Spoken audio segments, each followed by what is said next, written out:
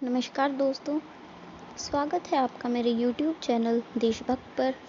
आज मैं आपको अपनी इस वीडियो में सूर्य ग्रहण क्या होता है, इसके दौरान होने वाले कार्य कौन से शुभ होते हैं, कौन से अशुभ होते हैं, हमें क्या करना चाहिए, क्या नहीं करना चाहिए, इस सब के बारे में बताने जा रही हूँ।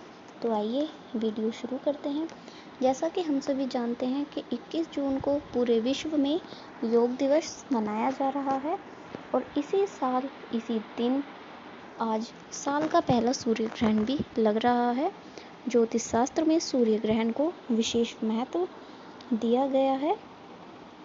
कहा जाता है कि आज के दिन सूर्य ग्रहण जो लग रहा है वो मिथुन राशि के लिए बहुत खास है। ये सूर्य ग्रहण 9:15 बजे से शुरू होकर शाम 3:15 तक चलेगा। बताया गया कि इस समय सूर्य मिथुन राशि में है और ग्रहण भी मिथुन राशि में ही लग रहा है। जिस समय ये ग्रहण लग रहा है उस समय सिंह राशि उदित हो रही है। ये ग्रहण मृगशिरा नक्षत्र में लग रहा है। इस नक्षत्र का स्वामी मंगल होता है। पूरे भारत में कंकण रूप यानी खंडग्रास रूप में सूर्य ग्रहण दिखाई देगा। ग्रहण के दौरान हनुमान चालीसा का पाठ, सुंदरकांड का पाठ या भगवान हनुमान जी की किसी भी प्रकार की पूजा करना बहुत उपयोगी रहेगी। आज के दिन लगने वाले सूर्य ग्रहण का सूतक रात 20 जून 2020 की रात 9:15 बजे से शुरू हो गया और ग्रहण समाप्त होने पर खत्म होगा। इस ग्रहण काल के दौरान 6 ग्रह वक्री रहेंगे जो ग्रहण के साथ मिलकर राशियों को प्रभावित करेंगे और इससे राशियों पर पड़ने वाला असर भी जल्द दिखाई देगा। तो आइए बात करते हैं कि सूर्य ग्रहण होता क्या है।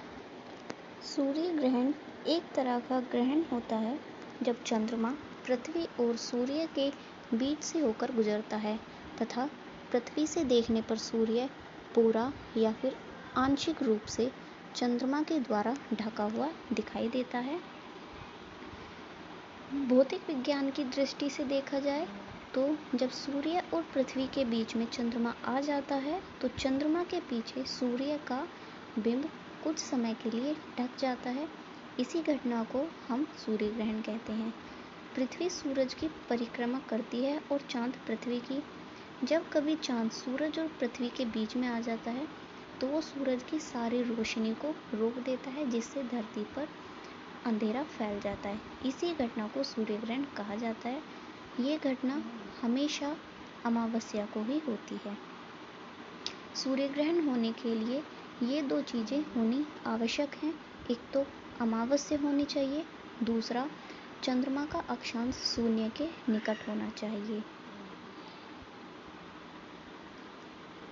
सूर्य ग्रहण के समय हमें क्या करना चाहिए और क्या नहीं करना चाहिए, इस बारे में हमारे बड़े बुजुर्ग हमको रोकते हैं, टोकते हैं और बहुत सी बातें कहते हैं। ये सब बातें वो हमें ऐसे ही नहीं कहते। इन सभी बातों को हमारे पुराणों में, शास्त्रों में भी कहा गया है। हमारे ऋषि मुनियों ने भी कहा है कि सूर्य ग्रहण लगने के समय भोजन हमें ना तो करना चाहिए और ना ही पकाना चाहिए, क्योंकि उनकी मान्यता है कि ग्रहण के समय जो कीटाणु होते हैं वो बहुत जल्दी से फैल जाते हैं। खाद्य वस्तु या पीने की कोई भी चीज़ में सूक्ष्म जीवाणु एकत्रित होकर उसे गंदा कर देते हैं। इसलिए ऋषियों ने पात्रों को, बर्तनों को कुश डालने को कहा है।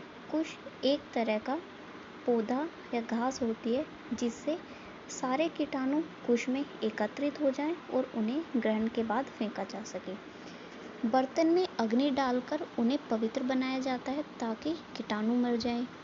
ग्रहण के बाद नहाने का विधान इसलिए बनाया गया ताकि स्नान के दौरान शरीर के अंदर ऊष्मा का प्रवाह बढ़े, भीतर बाहर के कीटाणु नष्ट हो जाएं और धुलकर बह जाएं।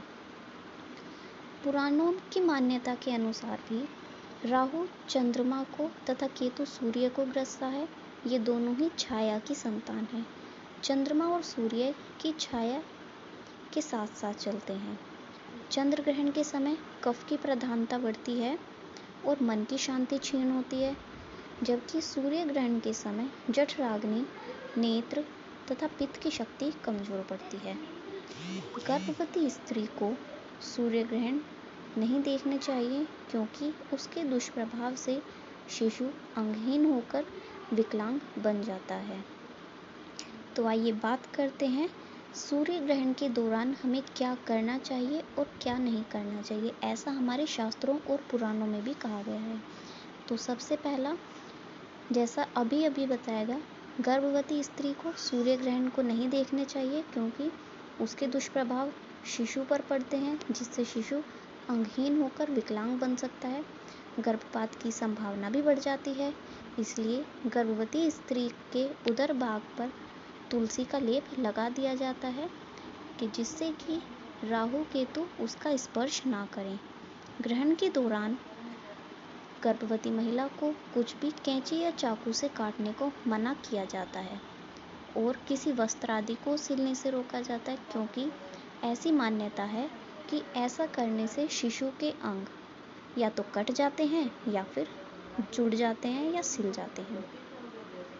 दोस्तों, अगर आप मेरे चैनल पर पहली बार आए हैं तो मेरे चैनल को सब्सक्राइब कर लें और साथ में बने बेल आइकन को प्रेस करना ना भूलें। तो आइए बात करते हैं आगे कि हमें ग्रहण के दौरान क्या करना चाहिए और क्या नहीं करना चाहिए। सभी पाप नष्ट हो जाते हैं। शास्त्रों में ग्रहण काल को अभी जैसे बताया गया कि खराब समय माना गया है। इस समय कोई भी शुभ कार्य नहीं करना चाहिए। यह समय जप तप के लिए सर्वोत्तम माना गया है। इस समय ईश्वर को स्मरण करने से इंसान के सभी पाप नष्ट हो जाते हैं। इन सूर्य ग्रहण के दौरान अभी बताया ना तो भोजन करना चाहिए ना ही खाना चाहिए। साथ ही हालांकि ये नियम गर्भवती महिला, बच्चे और बुजुर्ग बीमार व्यक्तियों पर लागू नहीं होता। पीने के पानी में तुलसी का पत्ता डालकर पीना चाहिए। गर्भवती महिलाओं को इस बात का खास तौर से ध्यान रखना चाहिए कि सूर्य ग्रहण के दौरान बहुत से लोग टोना टोटका करते हैं, इसलिए बाहर कोई भी वस्तु भूलकर भी नहीं लेनी चाहिए। ग्रहण का कुप्रभाव गर्भ में पल रहे बच्चे पर अधिक पड़ता है, इसलिए ग्रहण काल के दौरान गर्भवती महिलाएं घर से बाहर ना निकलें और अपने पास हमेशा नारियल रखें। इस दौरान हमें अपने मन को पवित्र रखना चाहिए। गरीब और असहाय लोगों की मदद करनी चाहिए। सूर्य ग्रहण के दौरान भूल से भी किसी से भी हमें अपशब्द का प्रयोग नहीं करना चाहिए। साथ ही गरीबों व असहाय लोगों की मदद करनी चाहिए। घर में बड़े बुजुर्ग का खास ध्यान रखना चाहिए। शास्त्रों में बताया गया है कि गरीब लोगों की मदद करने से शनि देव की बुरी नज़र हम पर नहीं पड़ती और उनके आशीर्वाद से सारे कार्य पूरे हो जाते हैं। ऐसी जगहों पर भी जाने से बचना चाहिए। कहा जाता है कि सूर्य ग्रहण के दौरान नकारात्मक शक्तियों का प्रभाव बहुत ज़्यादा बढ़ जाता है। वह किसी को भी नुकसान पहुंचा सकती हैं, इसलिए किसी सुनसान जगह या फिर शमशान की ओर तो बिल्कुल नहीं जाना चाहिए। ग्रहण के दौरान अपने घर में रहकर ईश्वर का भजन करना चाहिए। किसी भी तरह के वाद विवाद से बचना चाहिए। ग्रहण के सूतक काल से ही बाल और नाखून नहीं काटने चाहिए और सिलाई कढ़ाई से भी दूर रहना चाहिए। साथ ही यह भी ध्यान रखें कि घर में किसी भी तरह का वाद विवाद ना हो। ऐसा करने से पितृगण नाराज होते हैं। घर में अशांति रहने से उनकी कृपा और आशीर्वाद प्राप्त नहीं होता।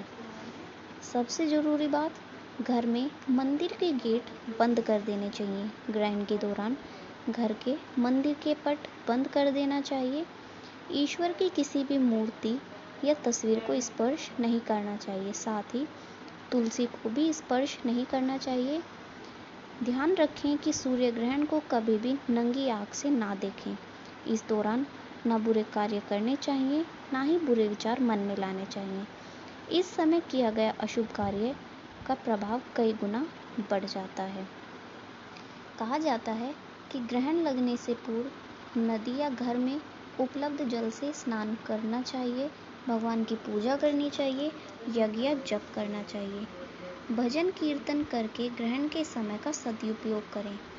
ग्रहण के दौरान कोई ऐसा कार्य ना करें। ग्रहण के समय में मंत्रों का जाप करने से सिद्धि प्राप्ति होती है। ग्रहण की अवधि में तेल लगाना, भोजन करना, पानी पीना, केश विन्यास करना, मंजन करना, ये सभी वर्जित माने गए हैं।